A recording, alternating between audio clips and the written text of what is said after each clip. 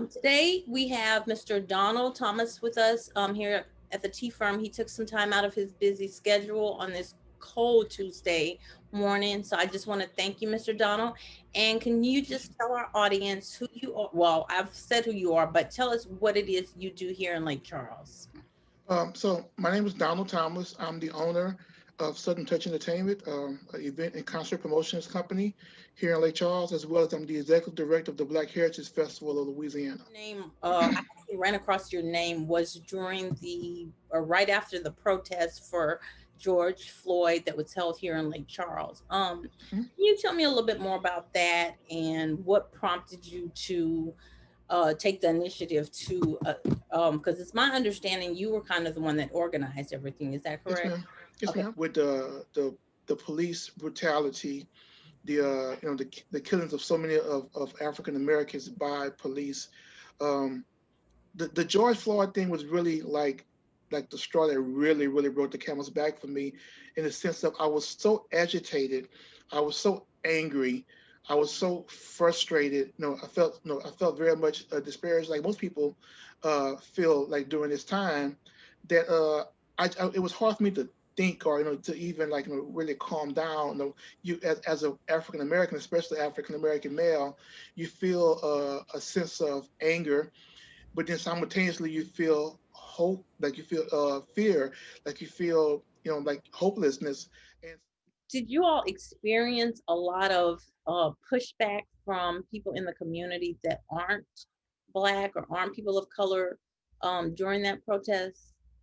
so during the because I actually announced the rally like maybe 30 hours before it actually took place, so there was like not a lot of time to really generate a whole bunch of conflict, but it actually did. Like from the second I posted on Facebook and I did a Facebook boost on it, like I literally received 20, 30, 40 like death threats in like my inbox. I received all kind of hate messages. Um, it was a lot. Then I was receiving like screenshots from like these other little groups, these little private groups where people were planning to show up with with their weapons, and it was just a lot. Like it was a lot that you wouldn't expect from a small town, but that hatred knows no boundaries. And also you were seeing on the news a lot of protests where the riots were taking place, things were getting burned down. So a lot of people had fear about that coming to Lake Charles, a smaller community. So I think a lot of it too was not just only the racism and the hate, but also the fear of their own backyard, being infiltrated with what they saw on the news. So I understood some of it. I definitely didn't understand some of it, but I embraced it all, and we just kind of pushed through. And like I said, at the end of the day, it was a beautiful thing. And that is the main thing. And I commend you on that because even, getting death threats, that would, kind of the average person that may scare them off and, they may not want to do it, but you push through anyway. And it was, like you said, was a success. And we thank you for doing that. Thank you.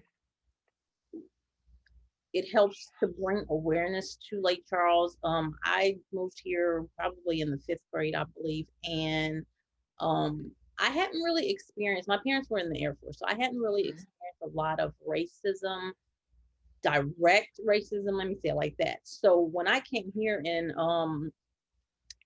the last few years, how things have evolved, it's just flabbergasted for me because Mhm. I don't understand a lot of it.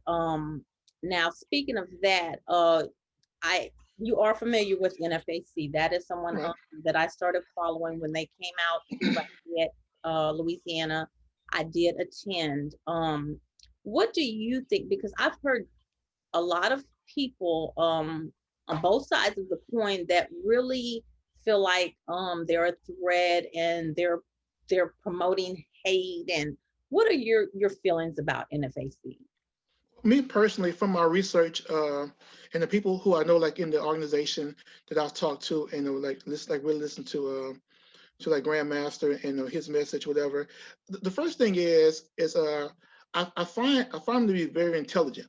Like they know the law. the ideologies that they have, they're not founded in just emotions, like they're founded in in history, and they're very factual based, and they're very organized, and it's no different than other groups that you see. They promote the opposite message. They promote a hate message. They're organized. They're strategic. They're educated. And so for me, I'm a supporter of the NFAC. I think I remember, like, if you do your history, I remember like the history of the Black Panthers. They were needed. Like the NFAC is needed. They were a needed organization, and they did a lot in the communities.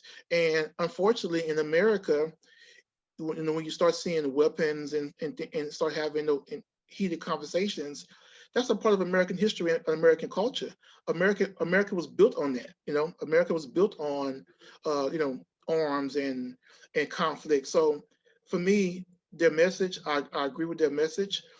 Is beautiful to see us organized and strategic, and also people stand up and take notice. People take notice when you come with the positive and the peaceful, and the passive message, people take liberty they don't take when you're standing there face to face with them holding the same weapons they hold. So yeah, I'm with it. I get it. I get it. I understood some of it. I definitely didn't understand some of it, but I embraced it all, and we just kind of pushed through, and like I said, at the end of the day, it was a beautiful thing. There was a person in office who made some derogatory remarks on social media about NFAC and Grandmaster Jay whenever they were before they actually went to Lafayette.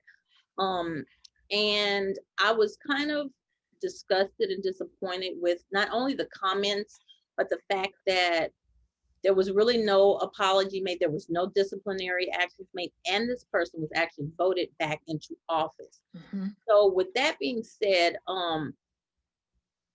to me, how do you feel that? Where does that leave us as a community when stuff like that takes place, but then they still put this person back in For office? me, the mindset and the way of thinking, it's twofold. Like I just mentioned, when people who may not particularly be racist, they're not affected the same way that we're affected. So those comments and those statements don't impact them the way they impact us. So a lot of times, you see such a bipartisan division in this country now, and a racial division in this country now, that people have just basically picked a side.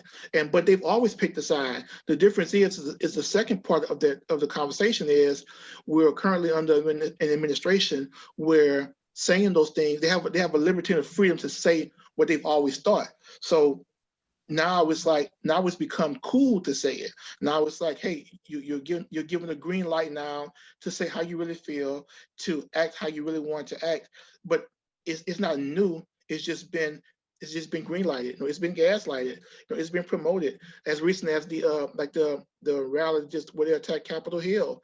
It's You've never seen anything like it. But it's been 4 years of that fire being fueled and fanned, and now you're getting what's been promoted. And people have stood by and allowed it, and so those chickens are coming home to roost.